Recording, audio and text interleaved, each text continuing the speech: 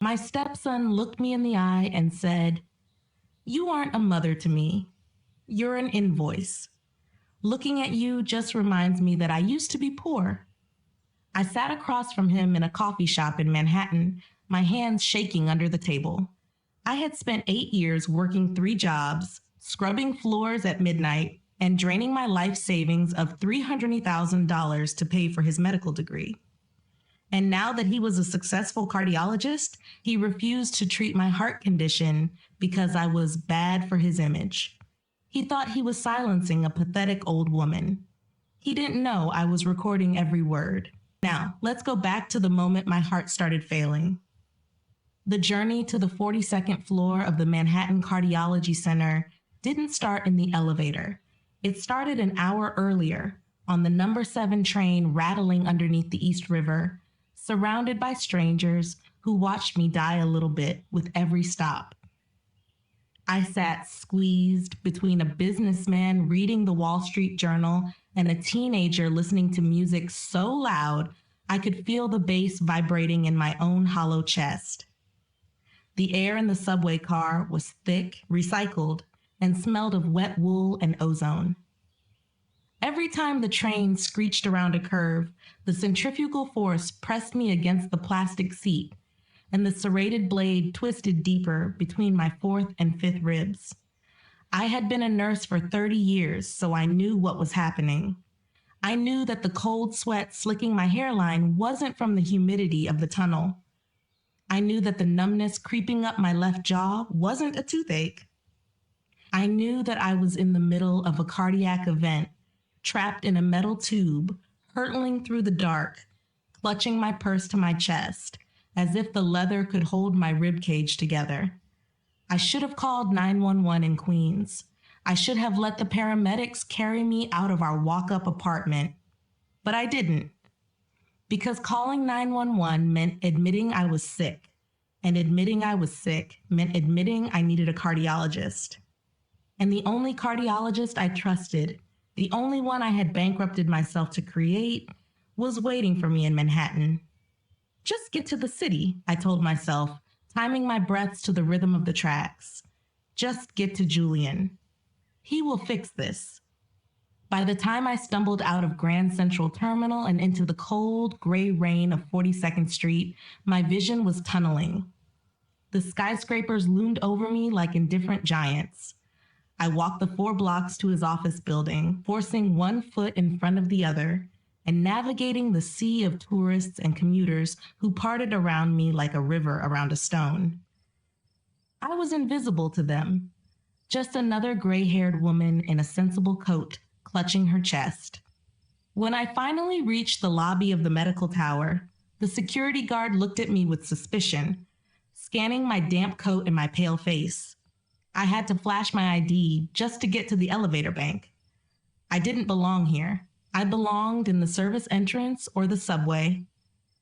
But I pressed the button for the 42nd floor, leaned my forehead against the cool steel of the elevator wall, and prayed that the doors would open before my heart stopped beating. The elevator chimed, a cheerful, optimistic sound that felt mocking, and the doors slid open. The waiting room of the Manhattan Cardiology Center didn't smell like a hospital. It smelled of espresso, expensive leather, and old money. It was a sterile purgatory in the sky, with floor-to-ceiling windows overlooking Central Park and the kind of hush that usually exists only in art galleries or cathedrals. I stepped out, gripping the strap of my purse with a hand that wouldn't stop shaking. The room was populated by the kind of people Julian had always wanted to be around. Men in bespoke suits speaking in hushed tones about mergers, women in cashmere wraps reading literary journals. They looked healthy. They looked wealthy, and they looked like they belonged. I stood there in my raincoat from Macy's and my sensible shoes, feeling the familiar and crushing weight of not belonging in the world I had bankrupted myself to build. I walked to the reception desk, my legs feeling like water, forcing myself to breathe through the crushing weight sitting on my lungs.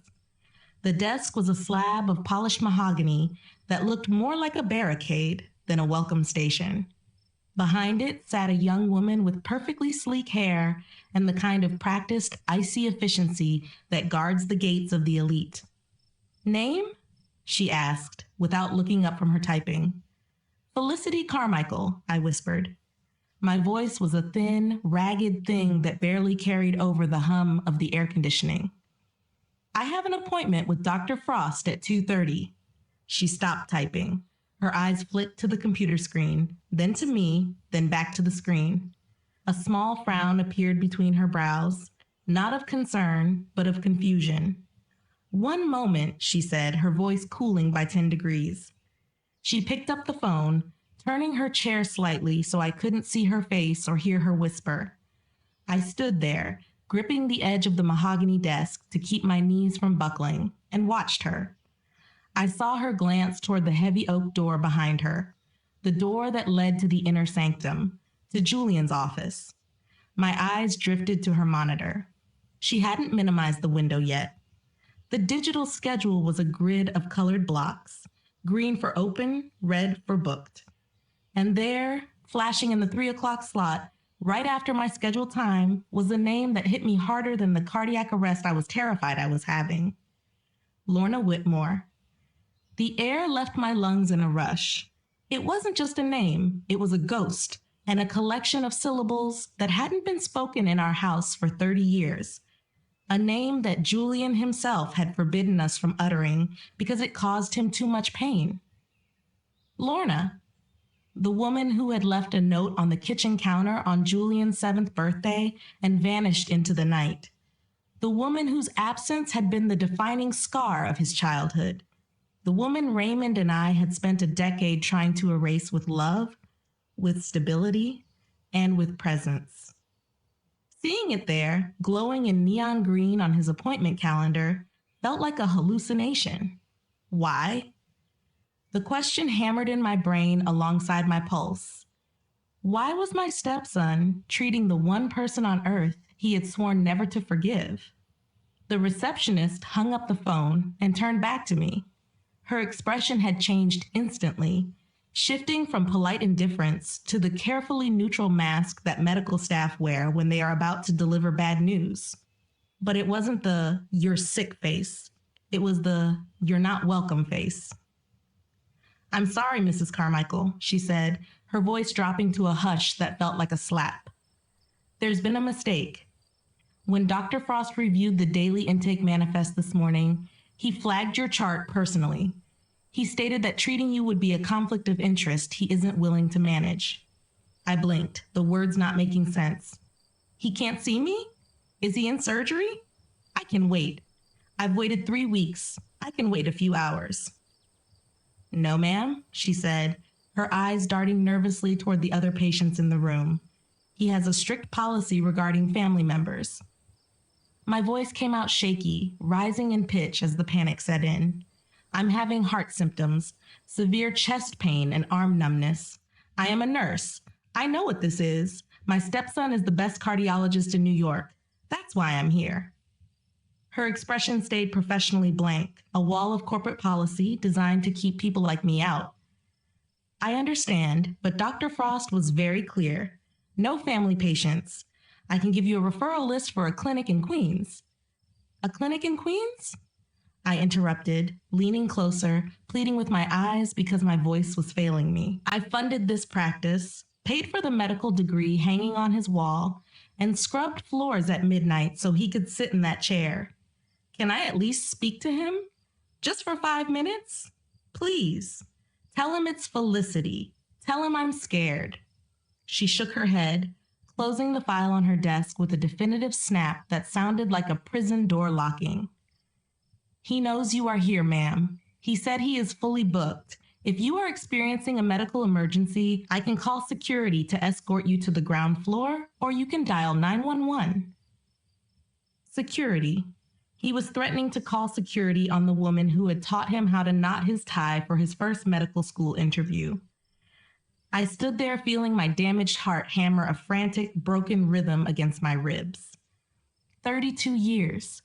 I'd known Julian for 32 years, had raised him from a surly 17-year-old into a man, and had taken on his debts as if they were my own. $320,000. That number screamed in my head. 8 years of destroying my body.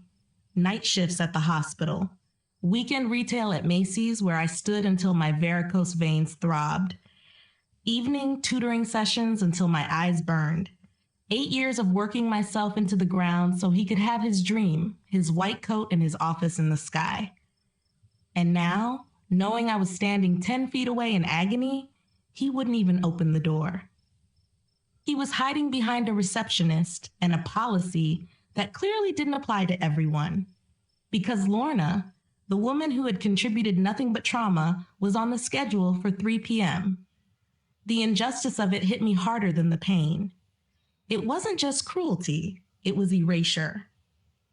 I looked at the heavy oak door one last time, willing it to open, willing him to be the man I thought I raised. But the door stayed shut. I turned around, my face burning with humiliation, and walked out of that building with my chest still on fire.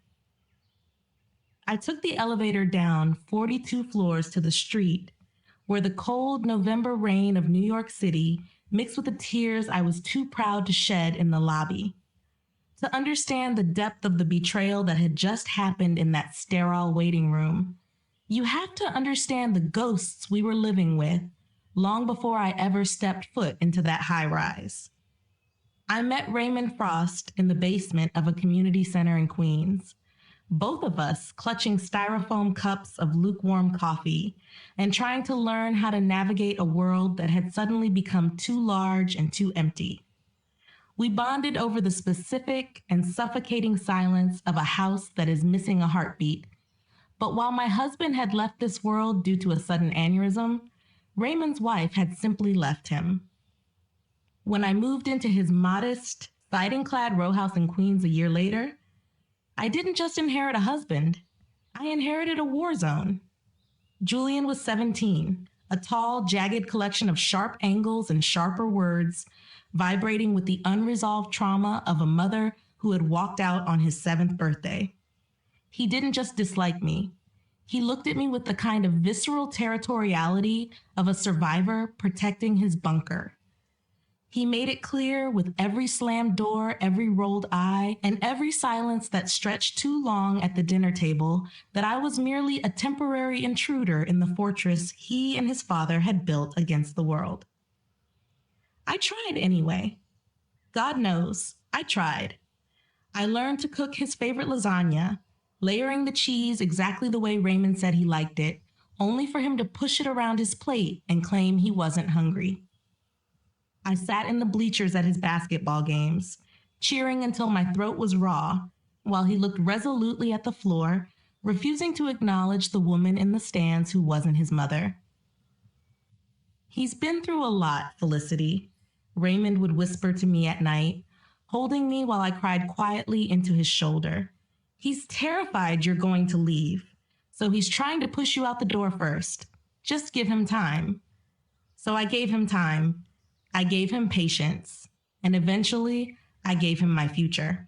The acceptance letter from Columbia University's Vagelos College of Physicians and Surgeons arrived on a rainy Tuesday in April.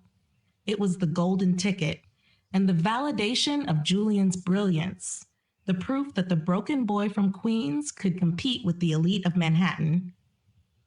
But the letter came with a price tag that looked less like tuition and more like a death sentence for our finances. $80,000 a year. That was just for tuition. It didn't cover the books that cost as much as car payments, the mandatory equipment, the fees, or the cost of living in one of the most expensive cities on earth. Raymond was a high school math teacher. His salary barely covered our mortgage and the utilities.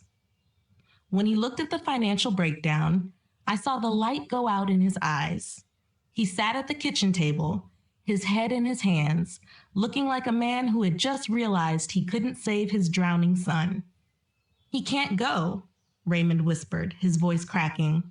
"We can't get the loans. My credit isn't good enough, and even with financial aid, Felicity, it's impossible. He'll have to decline." I looked at Julian. He was standing in the doorway holding the acceptance letter, and for the first time in 3 years, the anger was gone from his face. In its place was a devastation so pure and so childlike that it broke my heart. He wasn't the surly teenager anymore. He was the 7-year-old boy whose mother had left him, realizing that the world was about to leave him behind again. I couldn't let that happen. That night, while the house slept, I sat at the kitchen table with my own financial records spread out before me. I looked at the 401k I had been building for 20 years as a nurse.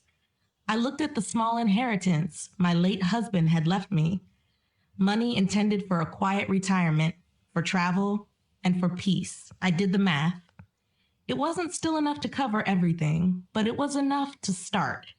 And so I made a decision that would define the next decade of my life. I walked into the living room the next morning, handed Julian a check for $40,000, the first installment, and watched shock replace the hostility in his eyes for the very first time. "You're going," I said, my voice steady even though my hands were shaking. "We will figure out the rest, but you are going." I handed him the check, watching the relief wash over his face, and told myself I was buying his future. I didn't realize yet that I was actually selling my own. The next 8 years became a blur of fluorescent lights, caffeine, and the metallic taste of exhaustion. My life was no longer my own. It was a machine designed to generate cash to feed the beast of medical education. I kept my standard 3 12-hour shifts at the hospital in Queens, dealing with the trauma and bodily fluids of strangers, running from room to room until my compression socks felt like vices around my calves. But a nurse's salary couldn't cover Ivy League tuition. So I took a second job. From Friday evening through Sunday night, I worked retail at Macy's in Herald Square. I stood on swollen feet for 8 hours at a time, folding cashmere sweaters I could never afford, invisible to the wealthy women who shopped there. They looked through me as if I were part of the fixtures, snapping their fingers for different sizes, and never realizing that the gray-haired woman serving them was funding a doctor's education. But the retail money wasn't enough. The rent in Julian's apartment near campus went up. The lab fees increased, and the incidental expenses of mingling with wealthy peers, the suits, the dinners, and the networking, started piling up. So I took a third job. I picked up the overnight cleaning contract for a downtown office building. 2 nights a week, I would leave the hospital at 7 p.m., drive into the city, and clock in at 8 p.m. While Raymond slept and Julian studied in the library I was paying for, I was on my hands and knees scrubbing industrial toilets and vacuuming endless miles of gray carpet. The building was a glass tower on Wall Street, silent and eerie at night. The only sound was the hum of the vacuum and the rhythmic swishing of my mop. The smell of ammonia and floor wax became the perfume of my life. I remember one night staring at my reflection in a polished brass faucet at 3 a.m. Gray hair escaping my bun, dark circles bruised under my eyes like fingerprints, skin papery and pale, and wondering if Julian would ever know that his stethoscope was bought with the ache in my lower back. But there was one night during that cleaning job that I never told Raymond about, a night that nearly ended everything. It was 2 a.m. on a Tuesday in the dead of winter. I was waxing the lobby floor, with the heavy industrial buffer vibrating against my tired arms. The building was supposed to be empty, secured by keycards and guards. I was alone in the vast marble atrium, the only light coming from the street lamps outside. Suddenly, I heard the crash of breaking glass from the revolving doors. I froze, killing the machine. Silence rushed back in, heavy and terrifying. Then voices, rough and slurred voices. "Check the reception desk," a man growled. Intruders. I was 60 years old, armed with a mop bucket standing in the open. I scrambled behind the security desk, my heart hammering so hard I thought it would burst. I squeezed myself into the small gap beneath the counter, pulling my knees to my chest and breathing through my mouth to stay quiet. I heard their boots crunch on the glass, heard them rummaging through drawers and smashing monitors. One of them walked right past the desk. I saw the toe of his boot, caked in mud, just inches from my face. I squeezed my eyes shut, thinking of Raymond and thinking of Julian's tuition due next week, terrified that I was going to die here, anonymously, on a cold marble floor for $15 an hour. They left after 10 minutes, taking a few laptops and leaving a mess. I stayed under that desk for another hour, shaking so violently my teeth chattered.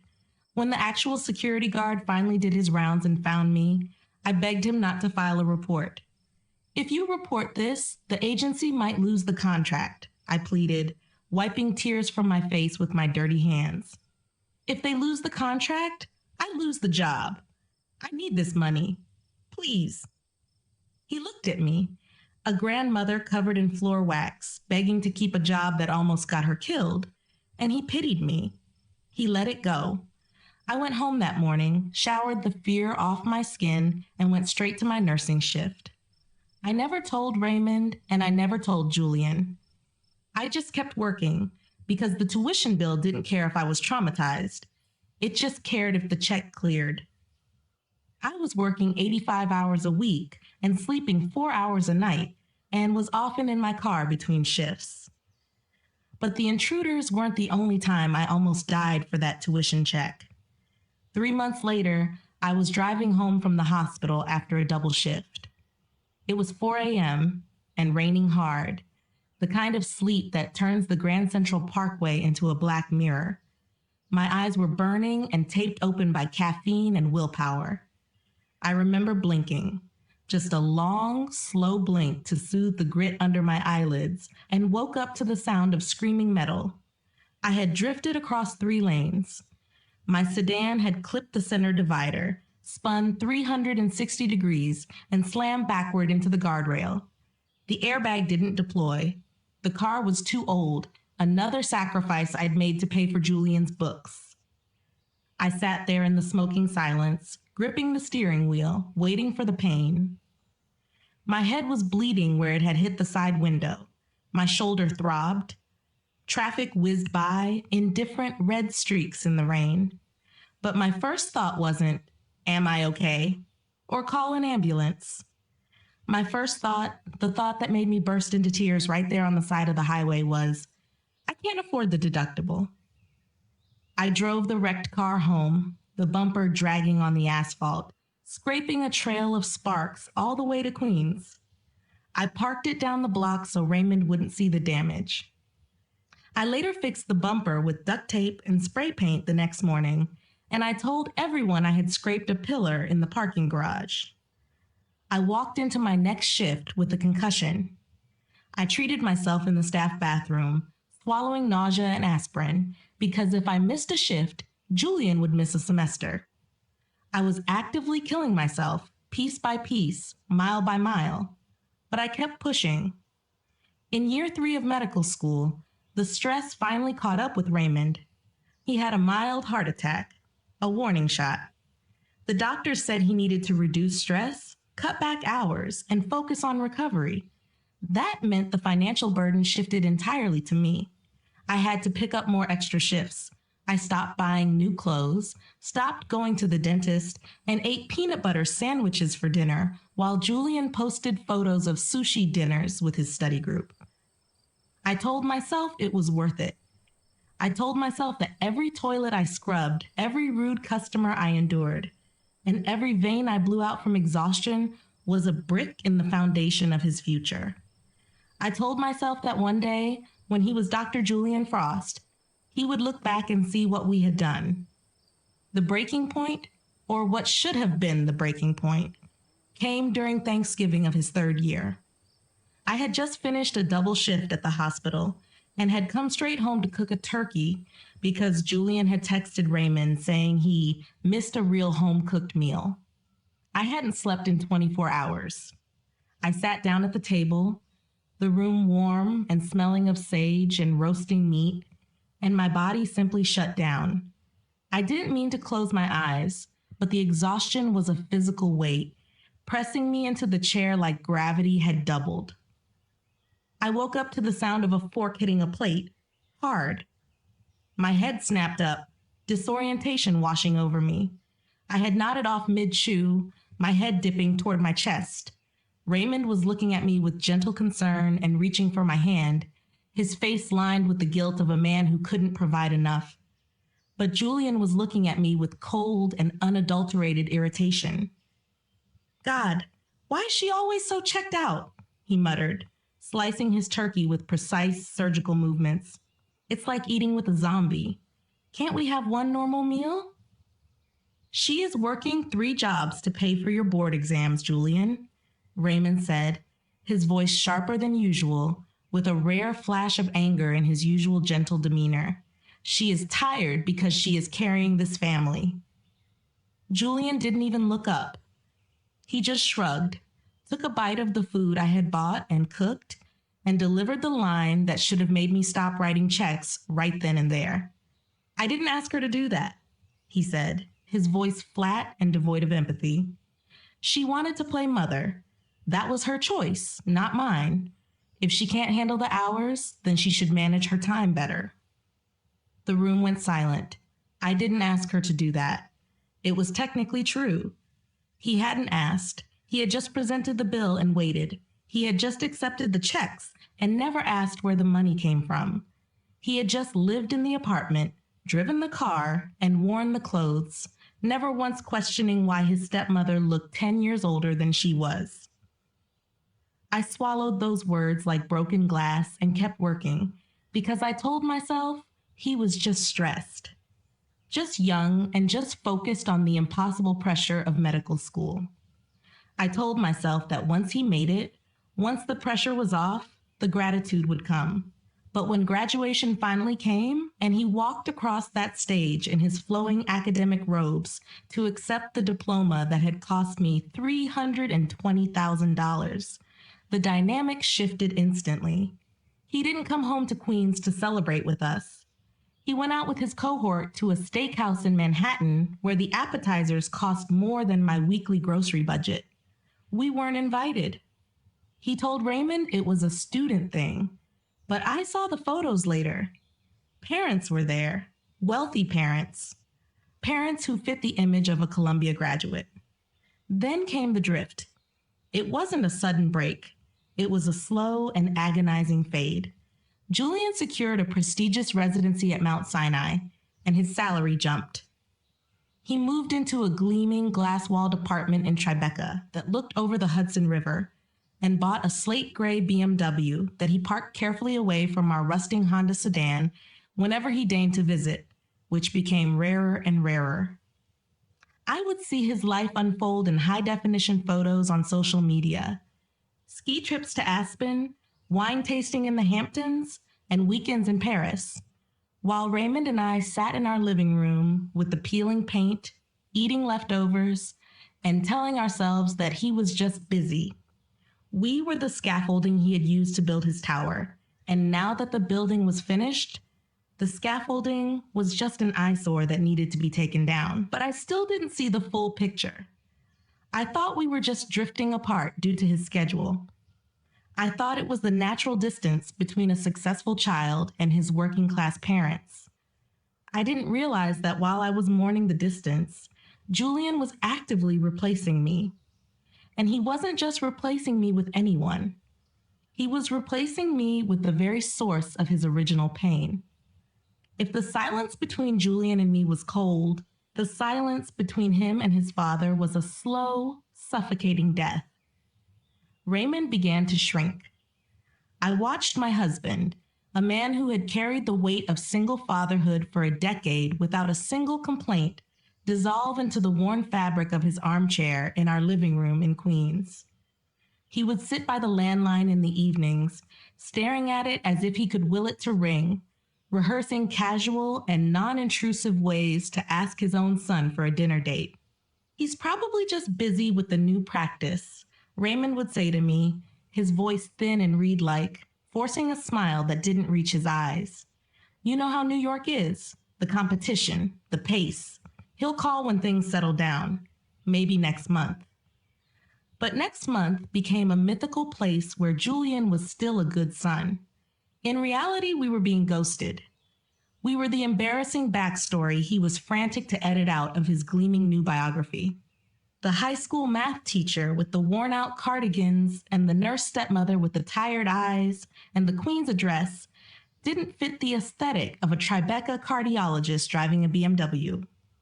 We were the reminder of where he came from, and Julian was desperate to be from nowhere but the top. And then the ghost walked back in. Lorna Whitmore didn't return with an apology, a bowed head, or explanation for the 10 years of silence.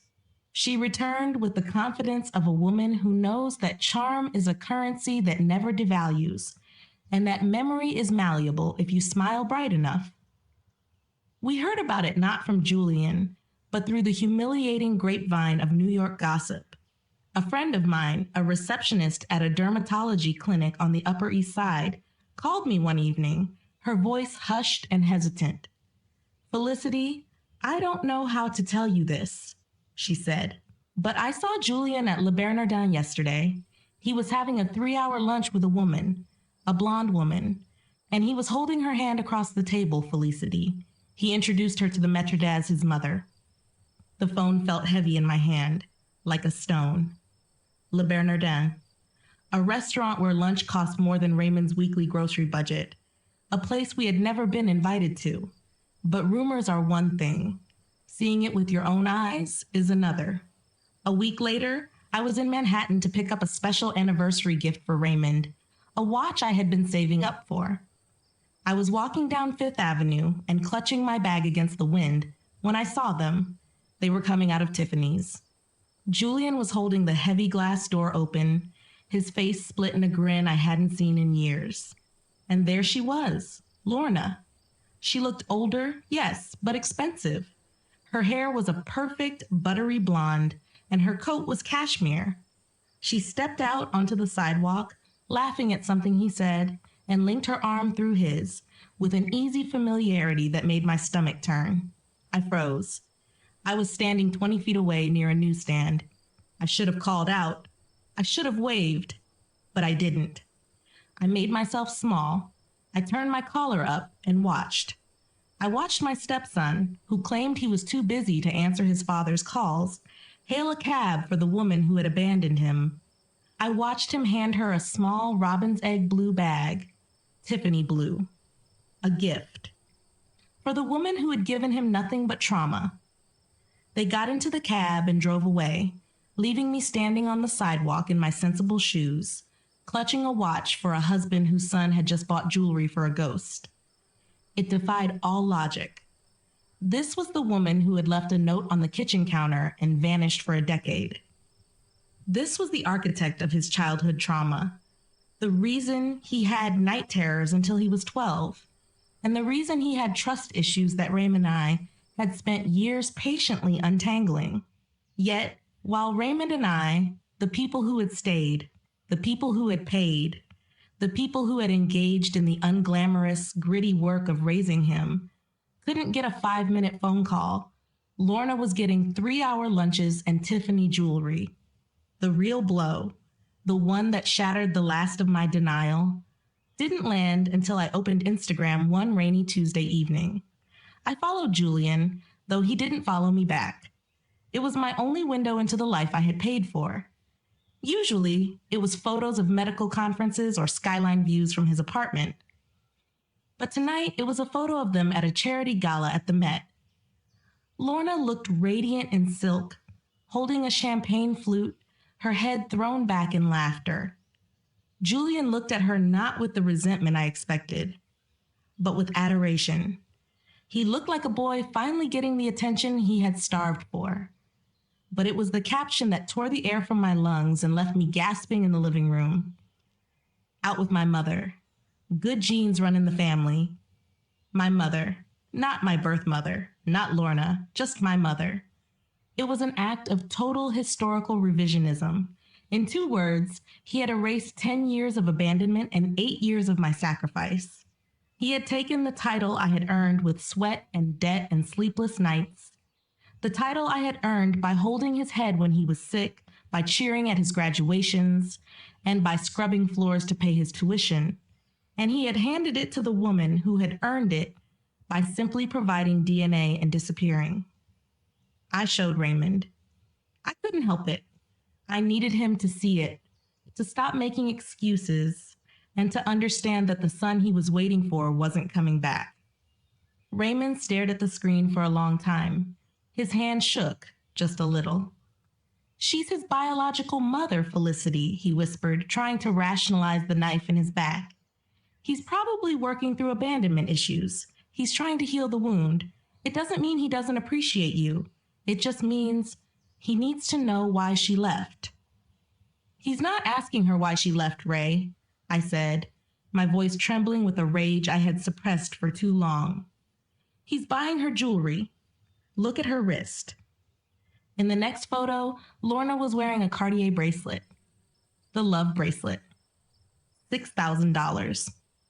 I looked at my own wrist, bare except for the cheap watch I used to take patient vitals. I thought about the 3 jobs, about the sleep I had lost, and about the retirement account that was empty because I had poured it into Julian's brain. And suddenly, I saw the truth with a clarity that was cold and absolute. This wasn't about closure. This wasn't about healing old wounds. This was about value. Lorna was shiny, new, and guilt-free. She was a blank slate. She didn't remind him of poverty. She didn't remind him of loans, and she didn't remind him of the struggle. She fit perfectly into his new world of galas and penthouses because she looked the part. I, on the other hand, was a walking and breathing receipt. Every time he looked at me, he saw the debt he owed, saw the sacrifice he had consumed, and saw the obligation he wanted to forget. I was the ghost of his poverty, and he hated me for it. I had been useful when he needed tuition. I had been a wallet, an ATM, and a resource to be mined until it was empty. Now that the mine was dry and he was standing on the summit of success, he didn't need the ladder anymore. He could kick it away. He hadn't just replaced me. He had upgraded me, trading the nurse who saved him for the socialite who abandoned him, simply because she looked better in the pictures.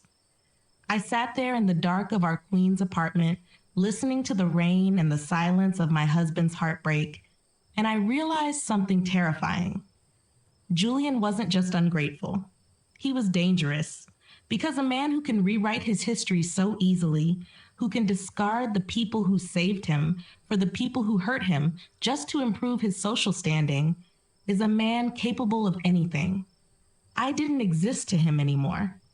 I was an erased file, a deleted scene.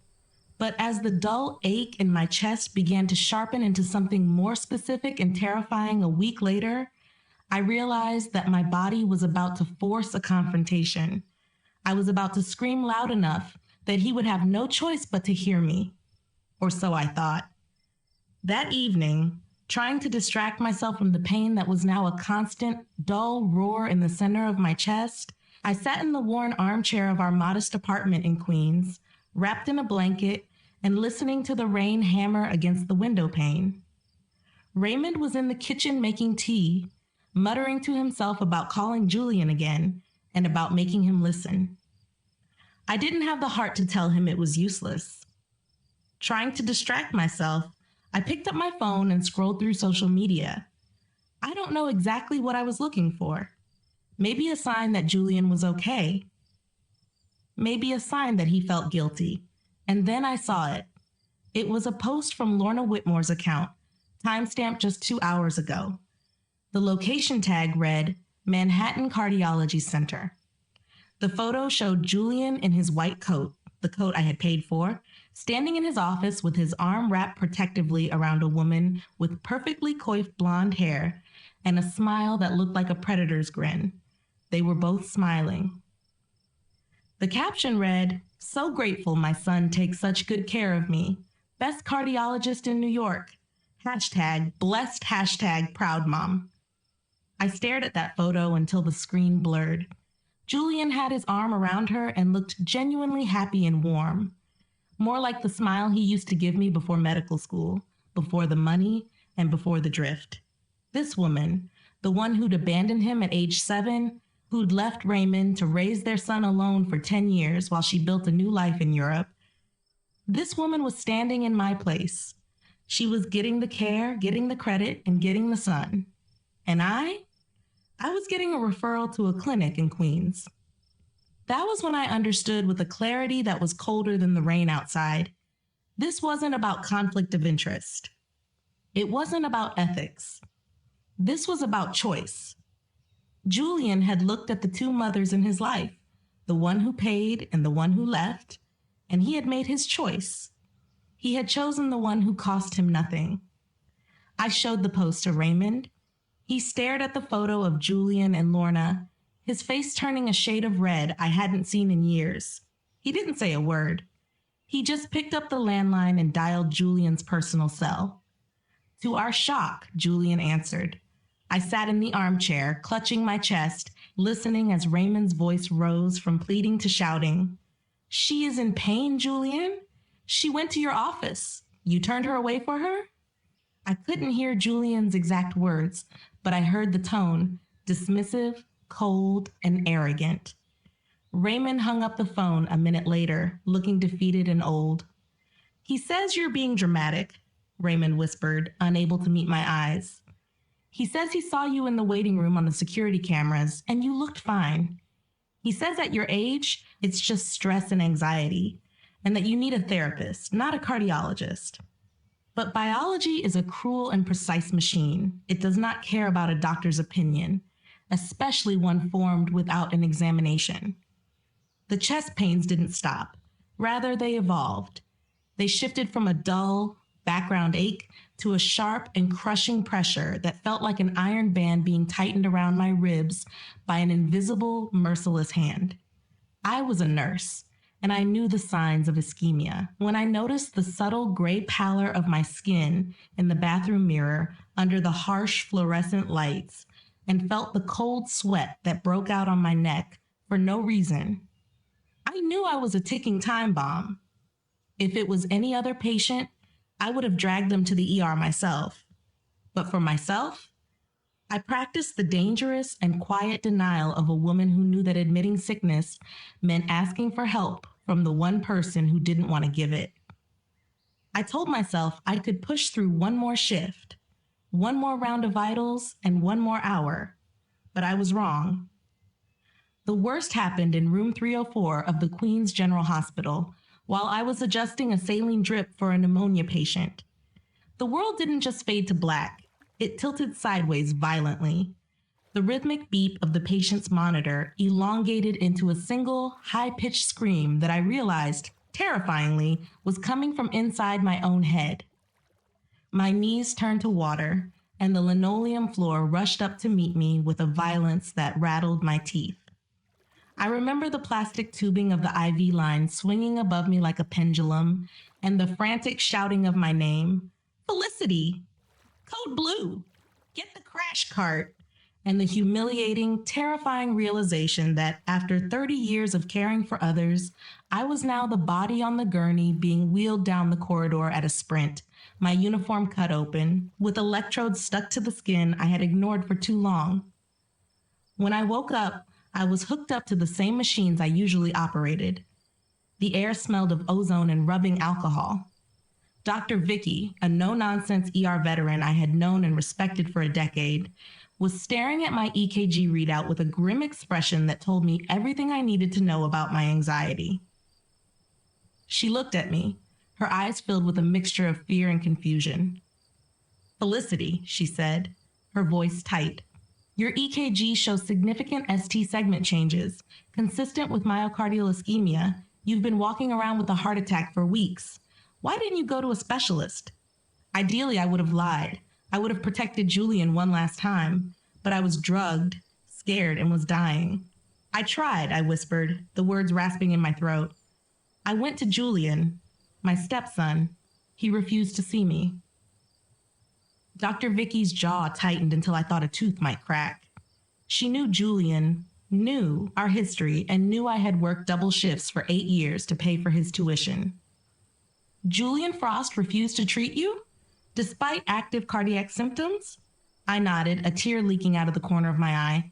He said, "Conflict of interest," and sent me away. Dr. Vicky didn't say a word. She simply walked to the nurse's station, picked up the phone, and made a single call.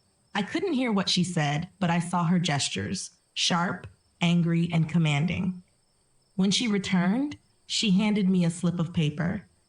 "You are going to see Dr. Logan Holt at New York Presbyterian tomorrow morning at 8 a.m., she said. "He is the head of the department and usually has a 6-month waiting list, but I told him what happened. He is expecting you." Dr. Logan Holt was a man who occupied a room rather than just entering it. He was in his 60s, with silver hair, a bespoke suit beneath his white coat, and eyes that missed nothing. He was old New York medicine, the kind of doctor who taught the professors who taught Julian. He examined me thoroughly, running the imaging and studying the angiogram in silence for 10 minutes that felt like 10 years. Then he turned his chair to face me, clasping his hands with the gravity of a judge delivering a verdict. "Mrs. Carmichael," Dr. Holt said, his voice low and steady, "you do not have anxiety. You have severe coronary artery disease with a 90% blockage in the left anterior descending artery. We call that the widowmaker for a reason. If you had waited another week, perhaps even another day, we wouldn't be having this conversation. You need a stent, and you need it immediately." The relief of being believed washed over me, followed instantly by the cold horror of how close I had come to death because of Julian's dismissal. "Thank you," I whispered, gripping the arms of the chair. "Thank you for taking me seriously." But Dr. Holt wasn't finished. He closed my file with a snap, leaning forward, his professional demeanor cracking just enough to reveal a simmering and righteous anger beneath. "Dr. Vicky told me about your stepson," he said, and the way he said stepson made it sound like an insult. "She told me he refused to see you based on a conflict of interest policy." I nodded, looking down at my hands. "He said he doesn't treat family." "That is interesting," Dr. Holt said, his voice dropping to a dangerous register, "because I know for a fact that isn't true." I looked up. "What do you mean?" "New York is a small town, Felicity, especially at this level of cardiology. We all know each other, and I know for a fact that Dr. Frost is currently treating a woman named Lorna Whitmore." My heart stuttered against my ribs. How do you know that?" "Because she was my patient," Dr. Holt said. "Until last month, she requested her records be transferred to Dr. Frost's practice. She was quite vocal about it in the waiting room and told my staff that she was moving to her brilliant son's practice because he was going to take care of her for free. She bragged that she would never have to pay a copay again." The room spun, and this time it wasn't my heart. She was bragging. The woman who had abandoned him, who had cost him nothing, was bragging about the free care she was receiving. Meanwhile, the woman who had spent $320,000 to build that practice was currently sitting in front of a stranger, liable for a bill she would have to work extra shifts to pay, and having narrowly avoided death in a hallway in Queens. It wasn't just unfair, it was grotesque. "Mrs. Carmichael," Dr. Holt said, "what Julian is doing isn't just unethical, it is dangerous. Selective enforcement of policy based on personal bias is a violation of the medical code. If he can look at your chart, see a 90% blockage, and send you home because he holds a grudge, he is a danger to every patient he touches. And I am going to file a formal complaint with the State Ethics Board. The only question is whether you are going to help me or not." I thought about Raymond, sitting in the dark by the phone, thought about the 3 jobs, and thought about the Cartier bracelet on Lorna's wrist and the Proud Mom hashtag. Then I thought about the way Julian had looked at me in that waiting room, like I was trash he needed to sweep out the door. "He will lie," I said, my voice gaining strength. "He will say I misunderstood and that I was confused." Dr. Holt nodded. "He will. That is why we need proof. New York is a one-party consent state, Felicity. That means you can record a conversation as long as you are part of it. He opened his desk drawer and pulled out a card. I need you to meet him, Dr. Holt said. I need you to get him to admit, in his own voice, why he refused to treat you. If we have that, we can strip him of the one thing he values more than his mother's approval, his license. I took the card. My hands were shaking, but not from fear. I'll do it, I said. Dr. Holt didn't just want to file a complaint. He wanted to build a fortress of evidence so impenetrable that no lawyer in Manhattan could breach it. 2 days later, in the quiet privacy of his office overlooking the East River, he laid out a plan that made my hands shake in my lap. He explained that New York's one-party consent law was our greatest weapon. It meant I could legally record a conversation with Julian without his knowledge, and that recording would be admissible in front of the ethics board. But the legality of the act didn't stop the nausea from rolling in my stomach. He was asking me to wear a wire, or the modern equivalent of one, against the boy whose knees I had bandaged, whose tears I had dried, and whose future I had bought with my own life. He will lie, Felicity, Dr. Holt warned, his voice grave, sliding a sleek digital recorder across the desk, though he advised me to use my phone as a backup. When the ethics board calls him, he won't just deny it. He will paint you as a confused, bitter, and senile woman who misunderstood hospital policy. He will use his credentials to crush your credibility. Unless we have his voice on tape admitting to the bias, it will be your word against a board-certified Columbia cardiologist. And in that fight, the white coat usually wins. I almost refused. I almost walked out of that office and let Julian win, just to spare myself the heartbreak of hearing him say the quiet parts out loud. But then I went home and saw Raymond. My husband was sitting in his armchair in the dark of our Queens apartment, clutching his phone like a lifeline, his thumb hovering over the call button he was too afraid to press. He looked 10 years older than he had a month ago. When he looked up at me, his eyes were red-rimmed and filled with a desperate, bargaining hope that broke my heart all over again. He agreed to meet, Raymond whispered, his voice cracking, as if speaking too loudly would shatter the fragile agreement he had managed to secure via text message. Just for coffee, just to talk. He won't come to the house, but he said he has 30 minutes tomorrow. Please, Felicity. For me. Maybe if you just talk to him, explain how you feel, we can fix this. Maybe it's all just a terrible misunderstanding. I looked at the man I loved, the man whose heart was breaking in slow motion, and I realized I had no choice. I agreed for Raymond's sake, but as I packed my purse the next morning, checking the battery level on my phone 3 times and ensuring the volume was silenced so no notifications would betray me, I knew I wasn't going there to fix anything. I was going there to finish it.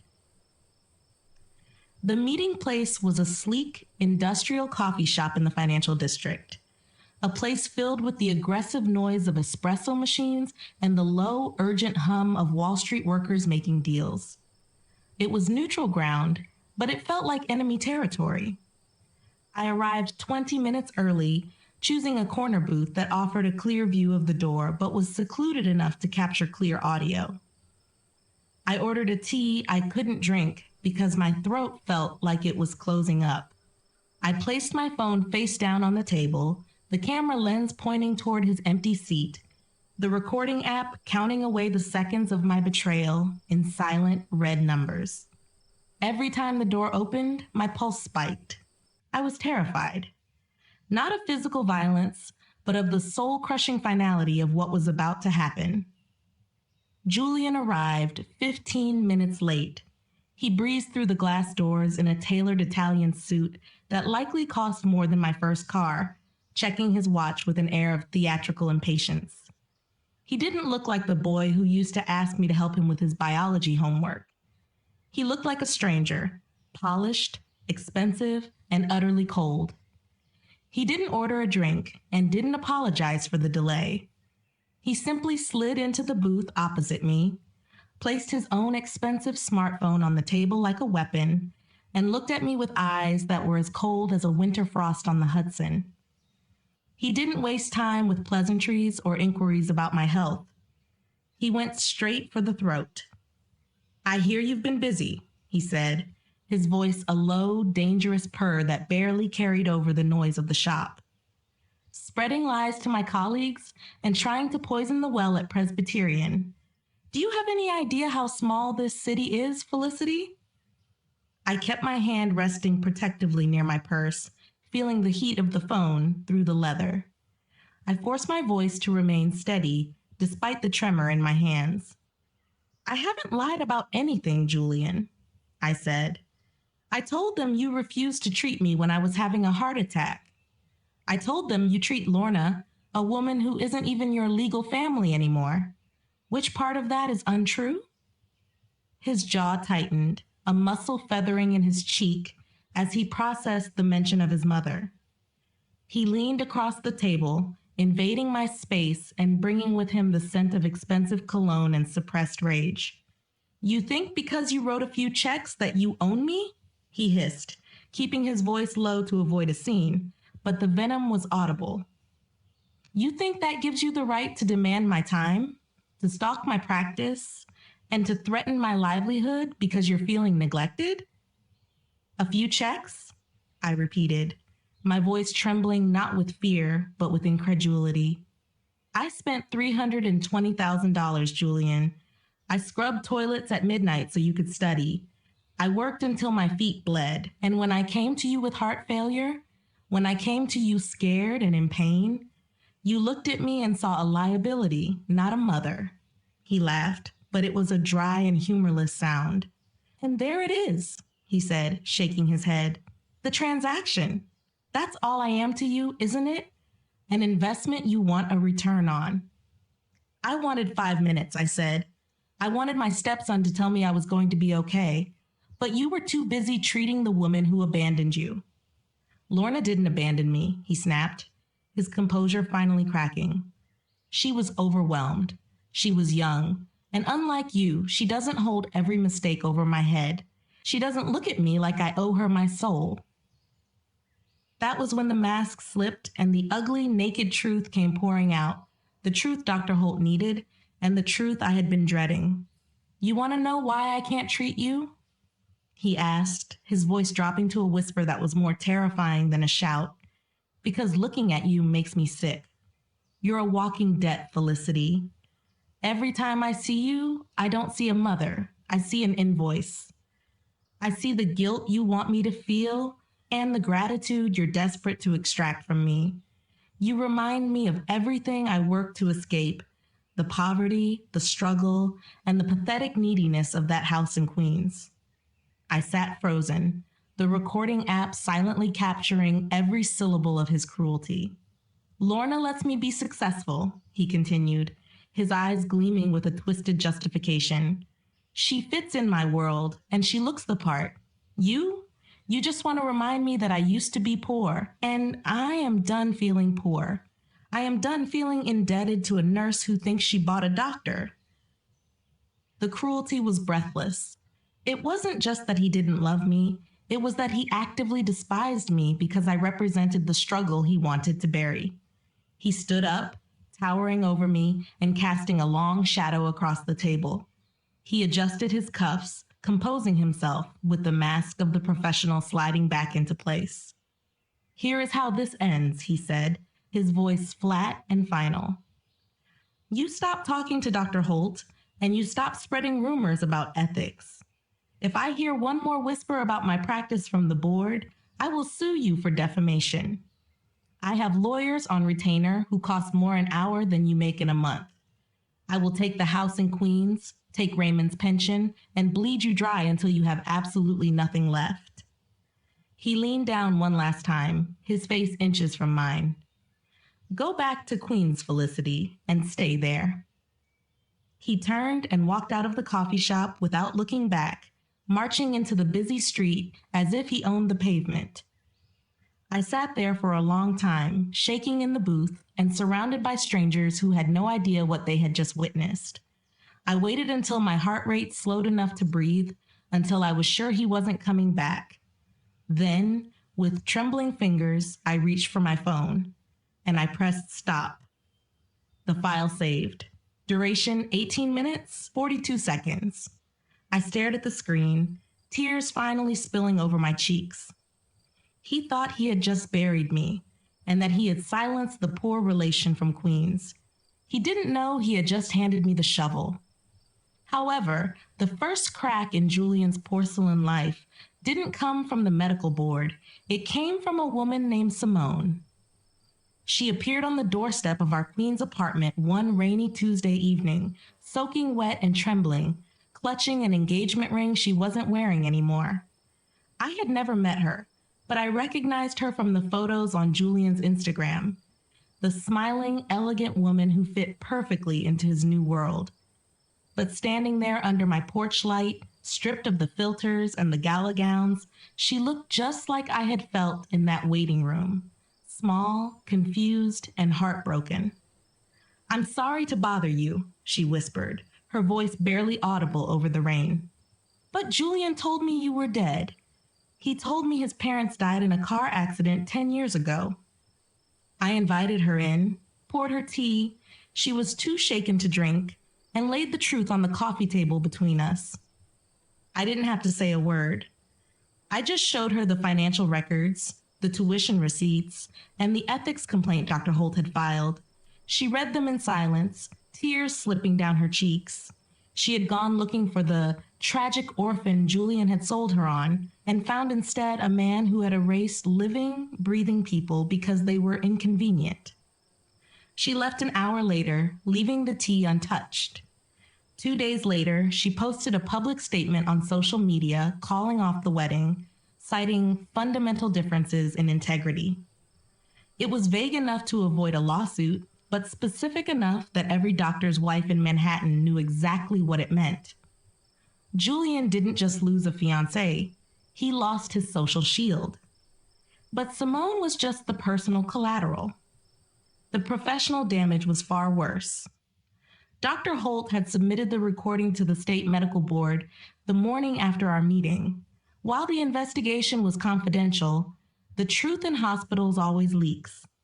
Within a week, the clip of Julian calling a patient a walking debt had quietly circulated among the senior partners.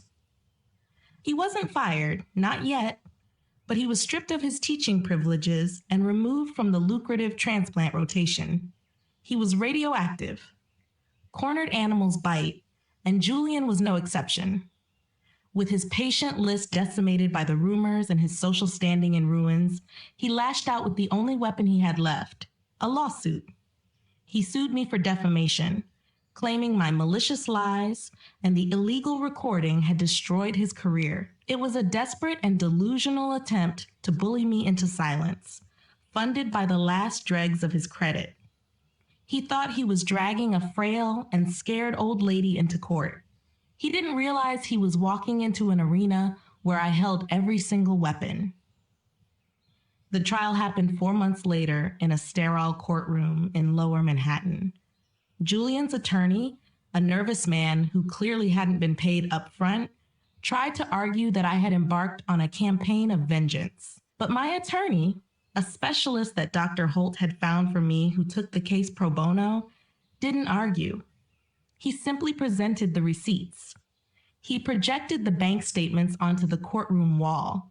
8 years of tuition checks, rent payments, and book fees totaling $320,000, while Julian sat at the defendant's table shrinking into his suit. Then he played the tape.